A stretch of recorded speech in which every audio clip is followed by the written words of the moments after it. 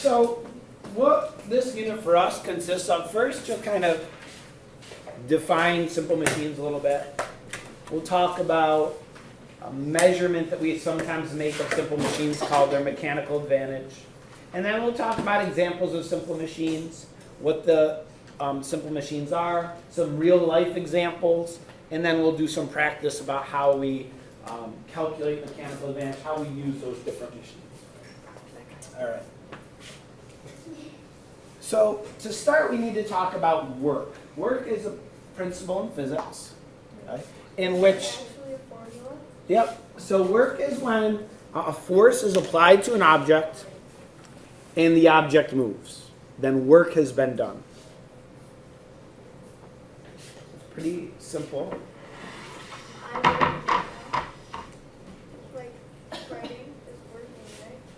Yeah, because you're applying a force to your pen and the pen is moving, so that's an example of a work being done. So if that's what work is dependent on, the formula is pretty clear. Work, the amount of work done, equals the force that is being applied times the distance that it's applied to. So we sometimes read W equals F times D.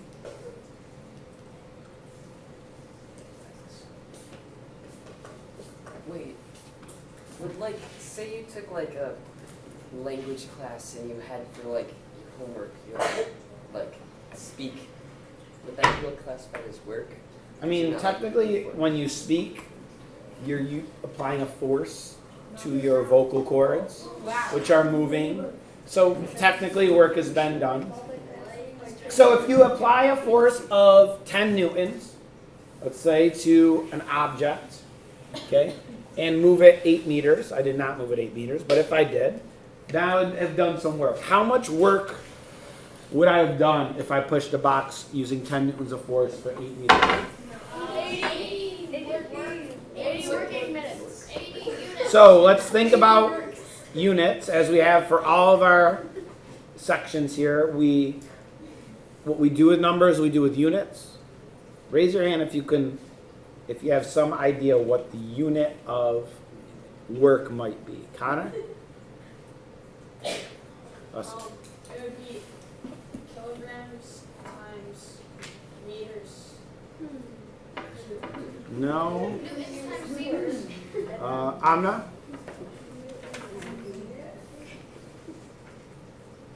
Yes. So in this example, we substitute our numbers in. Obviously, 8 times 10 is 80. And the unit here is Newton times a meter. We might have other units of force in there, but a Newton times meters has an abbreviated unit that, like a Newton is an abbreviated unit for a kilogram times meters per second. The unit is joules, abbreviated J. Named after, I meant to look up the name of the scientist who's it's named after. But Newton times a meter is called a joule. It's not really that funny, but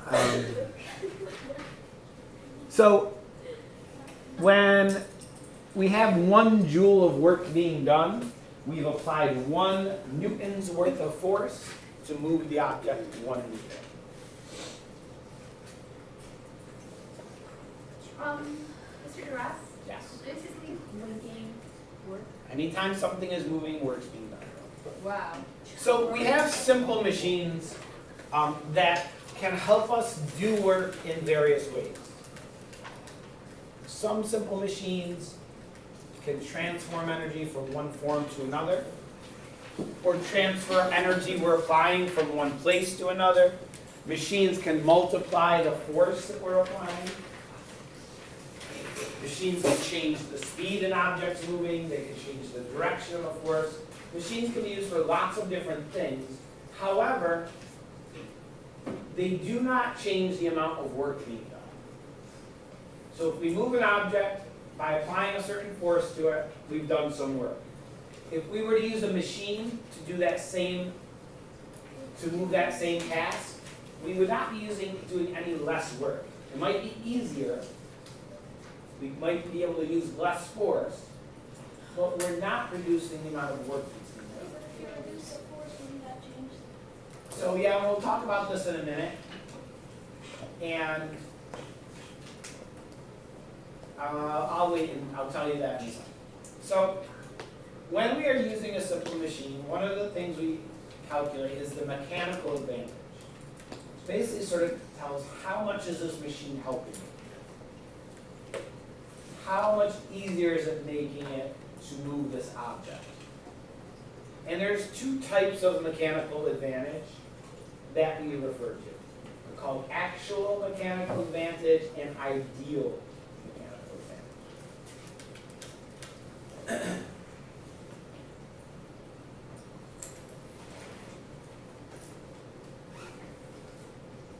So actual mechanical advantage is sort of the real life amount that the simple machine is helping. It takes friction into account.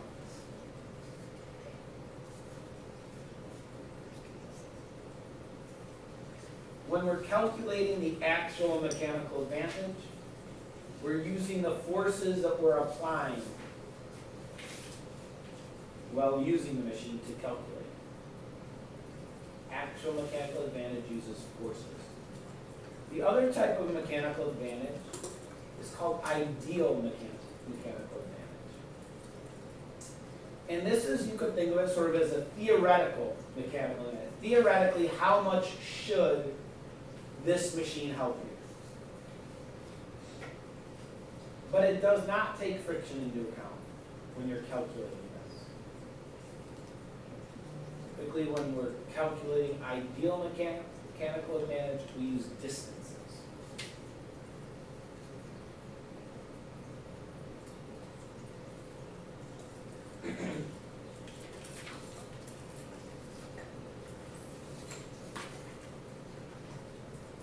So let's look at an example of mechanical advantage. So we have here a simple machine being used. What is this simple machine? A ramp. No. Lever. It's a lever. So I'm sure you learned about levers in 4th grade. So this woman is going to pull down on this lever, and it's going to lift this boulder in the air.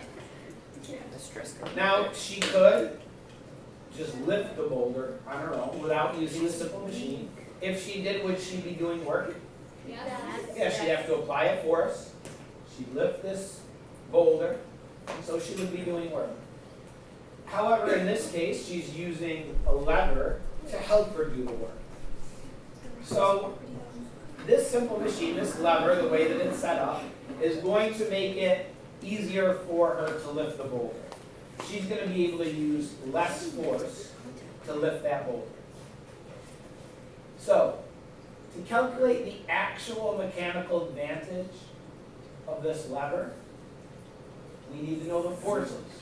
So the formula for actual mechanical advantage is RF over EF. The resistance force divided by the effort force.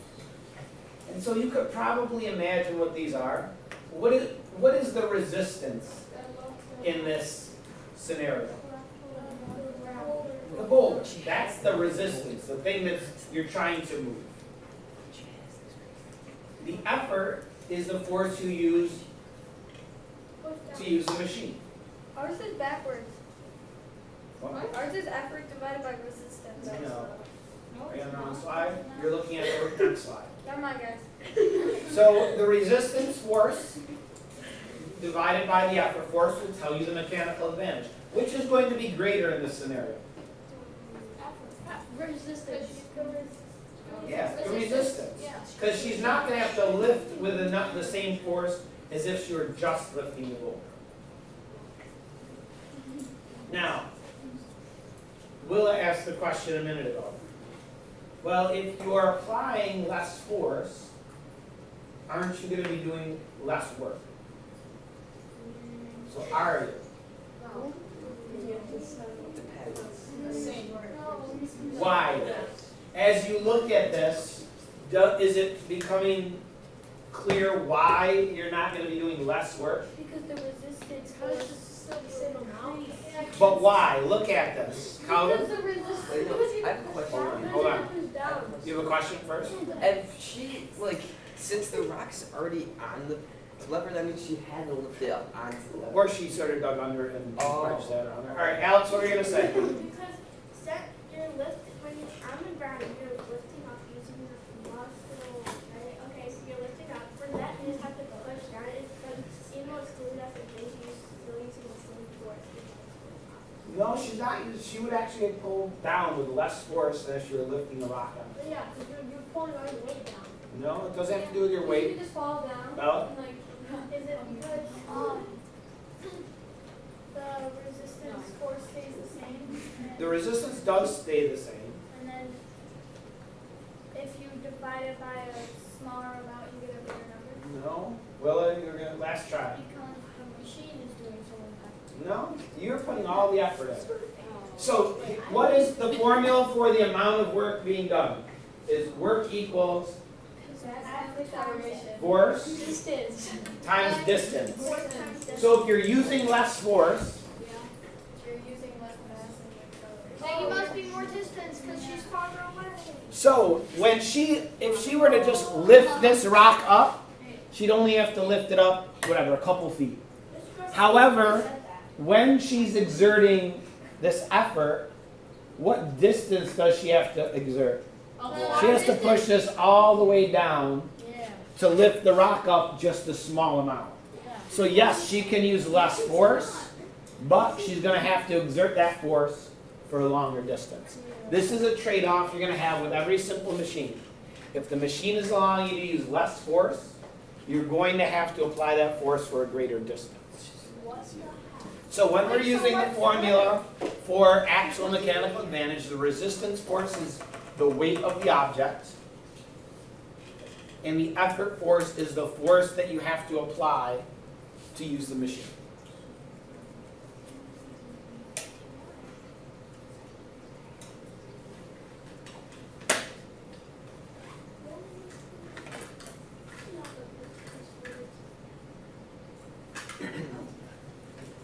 The other type of mechanical advantage is called ideal mechanical advantage. Like I said earlier, it's sort of the theoretical advantage it's going to do. So same situation, same lever, everything's the same. But to calculate the ideal mechanical advantage, we have a different formula. We have the effort distance divided by the resistance distance. So in this case, using a lever, effort distance is the distance between her effort and the fulcrum, and resistance distance is between the fulcrum and the resistance. What is a fulcrum? When did we So we'll talk about a fulcrum when we get to levers, but this is just about mechanical advantage. So effort distance is, you could also think about the distance the object's actually moving in the way you want it to move. The effort distance is the distance that you're applying the force for, and the resistance distance is the actual distance the object's moving. I'll give you an example in a minute, it'll become clear. So ideal mechanical advantage equals ED over RD.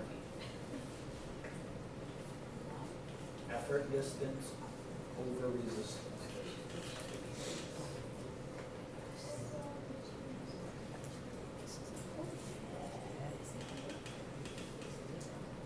Now, ideal mechanical advantage, as we said, is always greater than actual mechanical advantage.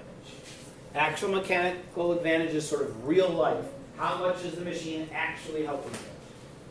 Ideal is the theoretical help issue. Ideal is always greater. So we'll talk about 6 simple machines. Probably mostly the same ones you talked about in elementary school. We have an inclined plane, a wedge, a screw, wheel and axle, a pulley, and a lever. talk today about inclined planes and a couple others. So, an inclined plane, sometimes called a ramp, allows you to lift an object up to a certain height, okay? But it allows you to use less force.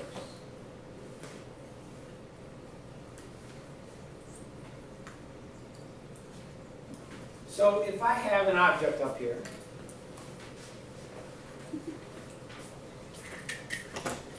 I have one of these cubes. So if I need to get this to the height of the top of this box of paper, okay, I could just lift it up, I could put it on there, and I will have exerted a force. The object will have moved, so I will have done work. You know, here it's a little more, it's more than 250 newtons, but I mean 2.5 newtons. This measures forces. All right, so I can do that and move the object, or I can use a simple machine. I can get this object up here to the top of the box using an inclined plane. I can do that. I can just drag this up here, and I can get it up to the top of the box this way. I'm doing the same amount of work, but when I pull, like right now, this is about 1.4 newtons of force that I'm pulling this object up. So that's much less force than I'm using here. Here it's over 2.5. So I'm using less force, but again, what's the trade-off? Distance. Distance. Here I just am lifting it up, whatever, 20 centimeters. When I'm pulling it up this ramp, the distance I have to pull it is probably double that, okay, at least. So I have to pull that and exert that force for, let's say, 40 centimeters. So that's always going to be your trade-off. So an inclined plane lets you lift an object up to a certain height, but you have to move it a greater distance.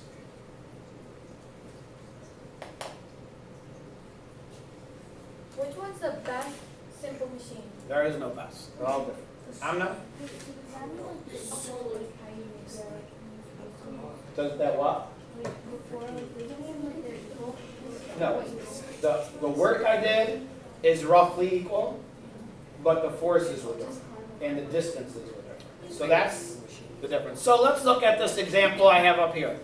So if you have this 30 kilogram box, if you have me just lifting it up 2 meters, and then you have Mr. Curie, for him to get this box up these 2 meters, he's going to have to use a simple machine. Okay? So I can just lift the box, put it up 2 meters, 30 kilograms, put it on here. Using a simple machine, Mr. Curie is using less force, but he has to drag that box for 4 meters. Why is your ramp not on the That's just the way it's drawn. So we can calculate the mechanical advantage. So this is a simple machine. It's allowing Mr. Curie to use less force to get this box up to this 2 meter height. And we can calculate the mechanical advantages. So let's do that. So ideal mechanical advantage. It's the one that uses distances. So it's the effort distance divided by the resistance distance. All right, so now let's try and figure out what these numbers would be. The effort distance. 4 meters. 4 meters. The distance that Mr. Curie is dragging this box is 4 meters. The resistance distance, 30 kilograms. distance, 30 Megan? meters. It's how far is he actually getting this box in the direction he's trying to get it. In that case, it's 2 meters. These are distances. We should not be looking for kilograms. 4 meters. So, he has to drag it for 4 meters to get it 2 meters in the air. Raise your hand if you think you can tell me the correct answer for the ideal mechanical advantage of this machine. Anna? 2 joules. No. That's what I was going to say. Bella?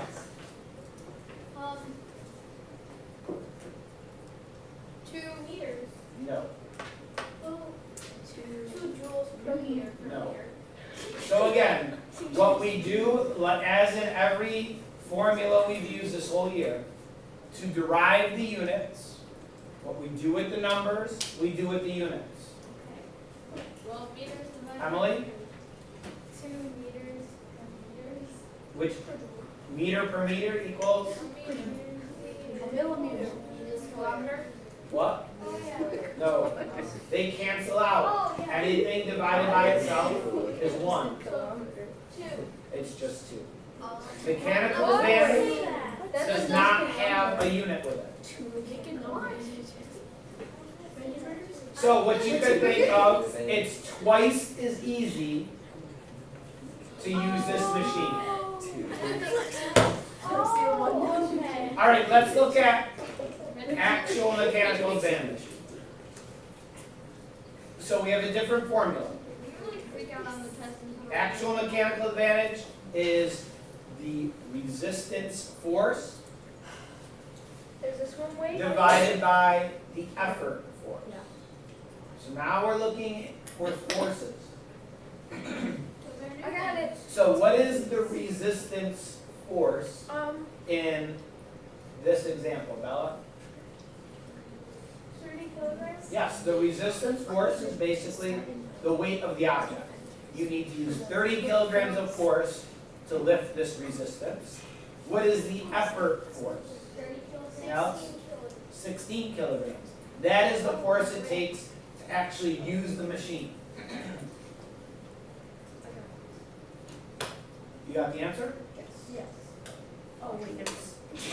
I got it. Not 2. It doesn't go evenly. So how would you? It's like You need a calculator. You'll need a calculator in this unit. Bella, you got a calculator? What do you got? 1.9 rounded up. We're gonna 1 point. round 1.9. Okay, called it. Veggie burgers. Again, these are both measuring the same thing, the mechanical advantage of this inclined plane. So why is this one less? Because you're using because it's the actual. Yeah, it's considering friction. Yes, because when you're actually dragging the weight up the ramp, there's something else that comes into play. You can't just calculate the ideal mechanical advantage, because as you drag it, there's also the force of friction. So this is telling us it should be twice as easy to use this inclined plane. But it's actually not twice as easy. It's a little less. It's a little harder than that, because not only are we using the machine, we also have to overcome the friction as we're dragging it up. What? How do you get How do you what?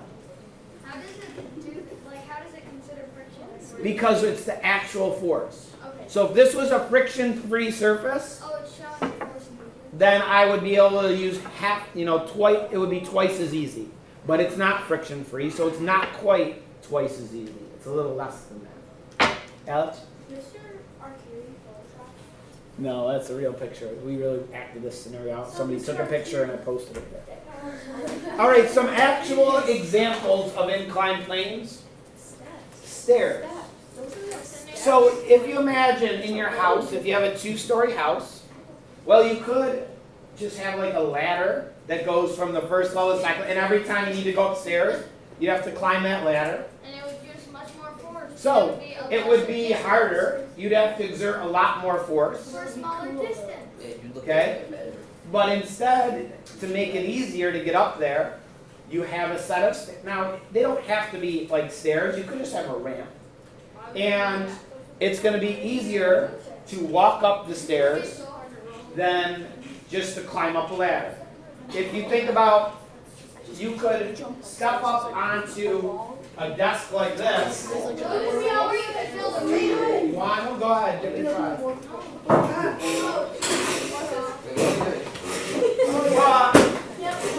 But it's a lot harder. You really have to use your quads to get yourself up on that desk. Now you could, all right, go back down. So you could set up a little ramp and walk up the ramp to get there. It would be a lot easier, but it would be easier, but what's the trade-off? It takes you have to go up the ramp. Not that it takes longer time-wise, it's a farther distance. Oh. So if you imagine the front of our school, at our main entrance, we have, about maybe 2.5 or 3 feet to get up, so we have some stairs there. Now we could set up a wheelchair ramp and just put a board over the stairs, but that's not how it's set up.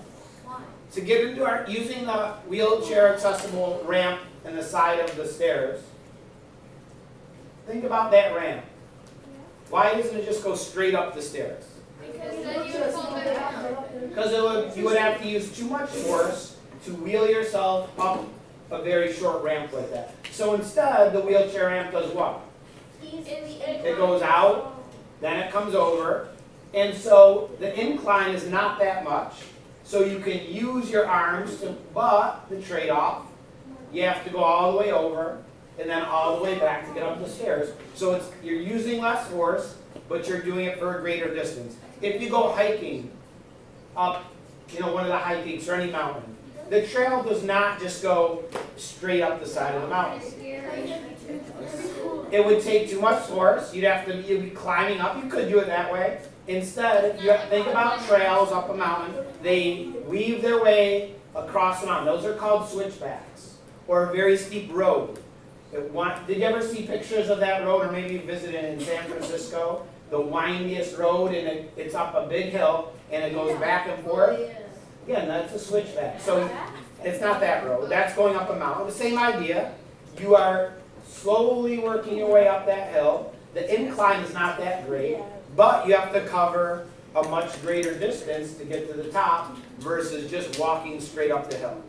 A ramp into a truck, same thing. Any time you have an incline, you're using this example of machine. You're using less force, but you're always going to have to do it for a greater distance. Let's talk about maybe 2 more simple machines. A wedge. A wedge is really a version of an inclined plane. It's 2 inclined planes sort of sandwiched together. And here, for example, is a wedge. And so in a wedge, you exert a downward force. And the wedge actually transfers that force outward and allows you to cut into something, to split something. So, I don't know if you've ever had to split wood using a manual log splitter. It's just like a wedge of metal.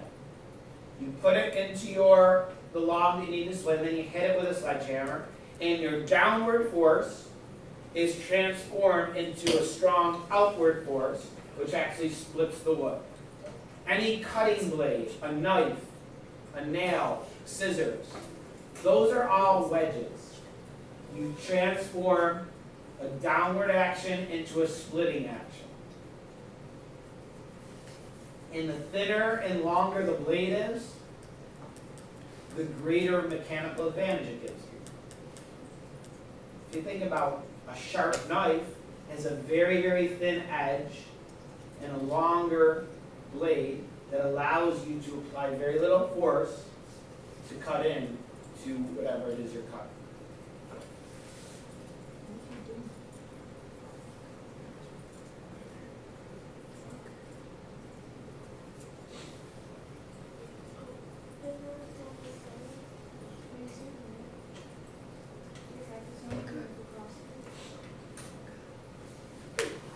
The last type of simple machine we'll talk about today is, again, basically just an inclined plane that has been wrapped around a cylinder, and we call it a screw. So if you were to if you're trying to get a metal cylinder into a piece of wood, you could use a nail or you could use a screw. Think about the forces involved. To get a nail into a piece of wood, what do you have to do? Nail it. Exert a great force to drive it into the wood. However, with a screw, you can just twist it using your wrist very easily to get it into the wood. But what's the trade-off? It takes so long. You have to twist it many times to get it into the wood. The more turns on a screw, the finer the threads of a screw, the greater mechanical advantage that it's giving. You can lift a whole car using one hand, using a tool like this. What is this? That's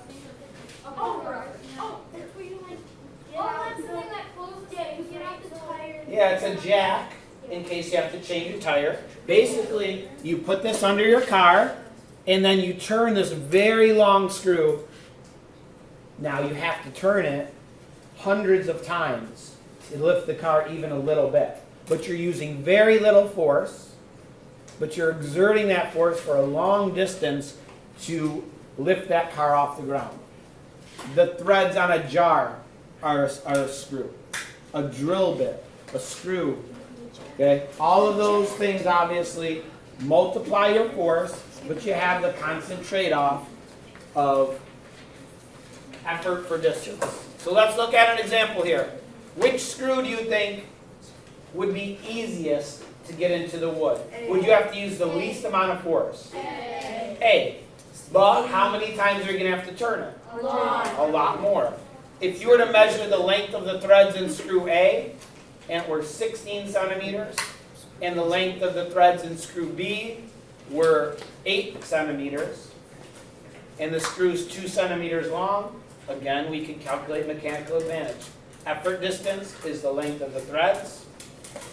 So this screw gives you a mechanical advantage of 8, and this one gives you a mechanical advantage of 4. But it would take twice as many turns to get this into the wood as this. This one, you'd have to twist a lot harder and use a greater force, but you only have to twist it half as many times. Wait, does that mean every single machine? No, we'll talk about some others on Is there any Monday. simple